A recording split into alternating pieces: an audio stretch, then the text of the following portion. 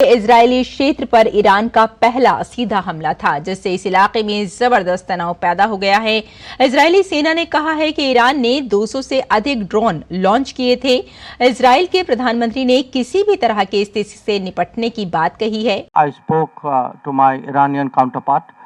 We are making the point to the Iranian government that these people should be released, that they should not be detained. आप देख ही रहे हैं कल से अपनी टेलीविजन पे किस तरीके से ईरान ने दे रॉकेट, दे ड्रोन, दे क्रूज मिसाइल इजराइल के ऊपर ये हमला किया। उन्होंने बहुत अच्छा किया, उनको करना चाहिए था बहुत पहले करना चाहिए था, थोड़ा सा लेट हो गया।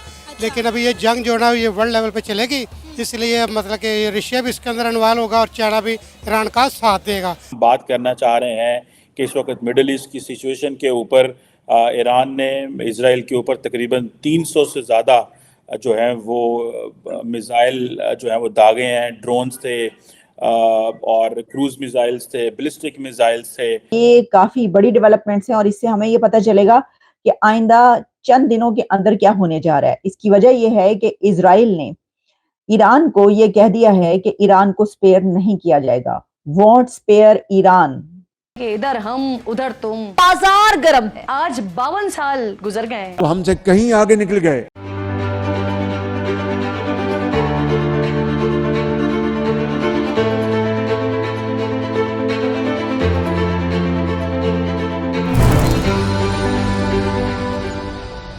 इस सारे मामले में हुआ ये है कि ईरान ने जो है एक इस्राएली शिप को अपने कब्जे में ले लिया है, कैप्चर कर लिया, जिसमें 17 इंडियंस भी मौजूद हैं।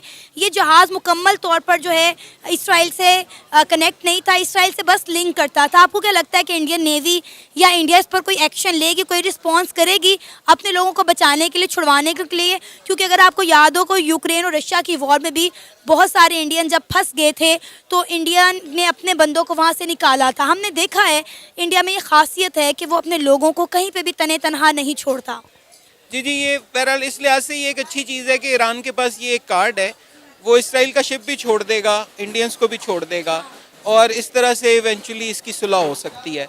तो ये अच्छा है अगर इंडिया कोई कोशिश करे और सब छुड़ा ले और ये सारी सुलह हो जाए और जंग आगे ना बढ़े। आपको लगता है इंडिया इन सब में कोई रोल प्ले करेगा, क्योंकि ईरान और इसराइल दोनों के साथ इंडिया की बनती है? अच्छा, वैसे मुझे इसी पे शक रहता है। यकीनन इंडिया के ईरान के साथ बहुत अच्छे रिलेशंस हैं और बहुत बड़ी तिजारत है और ईरान की चीन के साथ भी बहुत अच्छी तिजारत है। तो अगर ईरानी अकल करें तो इस इवेंट से अपने आप को हीरो बनाने के बाद अगले इवेंट पे ना जाएं और इंडिया की मदद से इस सारे को डी एस्केलेट करके ख़त्म कर दें। इंडिया का रोल हो सकता है अमन कराने में। जब आप देखें ना यूक्रेन और रशिया की वॉर की एग्जाम्पल ले लें, 2 साल से ज़्यादा का अरसा होने जा रहा है, दोनों मुल्कों के दरमियान जंग का माहौल ख़त्म होने का नाम नहीं ले रहा।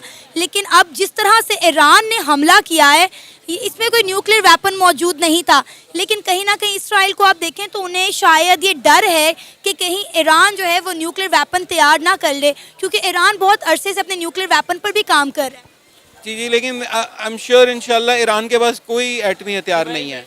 तो अगर एटमी हथियार हुआ, अब आप देखें इस जंग में एटमी हथियार किसी सूरत इस्तेमाल नहीं हो सकते।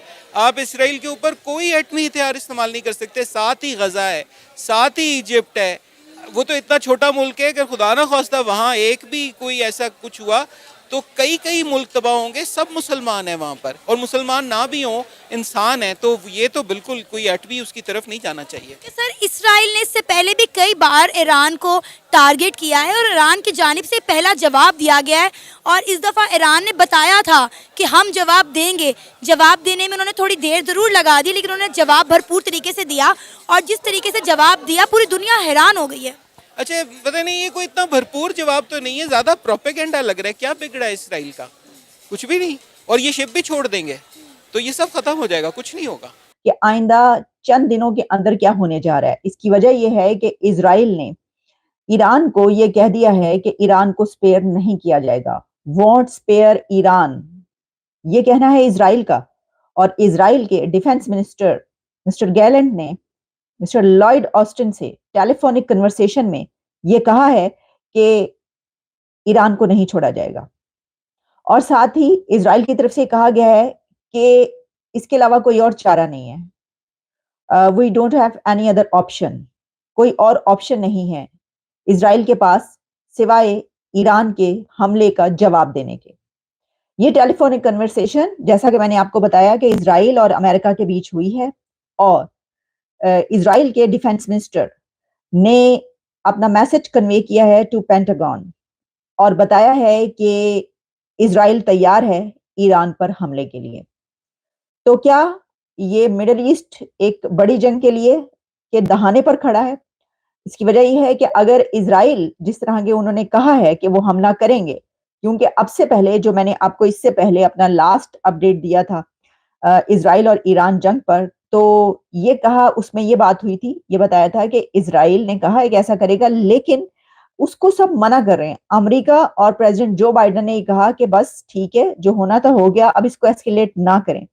लेकिन इजराइल की तरफ से ये अब बताया जाना, कन्वे करना मैसेज पेंटागन को और अमेरिका को, अपने स्ट्रॉन्गेस्ट एलाई को, कि नहीं हम ये नहीं कर सकते, आप हमें ये कह रहे हैं लेकिन हम नहीं रुक सकते। इसकी वजह ये है कि हमारे पास इसके अलावा कोई ऑप्शन नहीं है कि हम इसका जवाब दें। मैंने आपको पहले भी कहा था कि देखिए क्या करेगा, इसके अलावा कोई चारा नहीं है इजराइल के पास, क्योंकि अगर इजराइल इसका जवाब नहीं देता तो इजराइल की सुबकी होगी। इजराइल को कहा जाएगा, उसके अपने अंदर के लोग, अवाम, जैसा कि ये कहा जा रहा है कि ईरान ने जो ये हमला किया वो भी अपनी आवाम को दिखाने के लिए या अपने उसके डोमेस्टिक यूज के लिए किया, क्योंकि जो ईरान भी ये जानता था कि जो ड्रोन्स वो भेज रहा है वो किस हद तक कारआमद होंगे और कहां कहां पे जो है वो गिरेंगे, उससे कितना नुकसान होगा। कि आपके ख्याल में ईरान का ये कैलकुलेशन नहीं थी? ईरान भी ये जानता था। लेकिन अब इजराइल का इसका जवाब देना जो है, दुनिया के सामने अपनी साख बरकरार रखना या अपना मुंह लेकर जाना, इसके लिए बहुत जरूरी हो गया। इजराइल ने कहा कि हम करेंगे। इसराइल की क्यों, ईरान की क्यों नहीं? ये सारी दुनिया को पता है कि इंडिया के किस किस्म के ताल्लुकात हैं इसराइल के साथ। वो दोनों एक दूसरे के इत्तेहादी हैं हर हवाले से जी। और उसमें अगर पाकिस्तान के हवाले से देखें तो पाकिस्तान ने इसराइल को तस्लीम नहीं किया और इंडिया ने किया हुआ है, तो इंडिया के लिए किसी भी एतबार से इसराइल सूट करता है। ईरान में आप देखें इंडिया की कितनी इन्वेस्टमेंट है।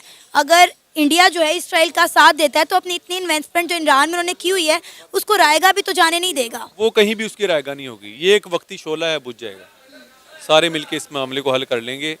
ये सारे इन सारों को जो उम्मत मुस्लिमा के खिलाफ ये इकट्ठे आपस में, इनकी ये नूरा, इसको हम कहते हैं लकी रानी सर्कस। हाँ, वो शायद इसी से निकला होगा लफ्ज़।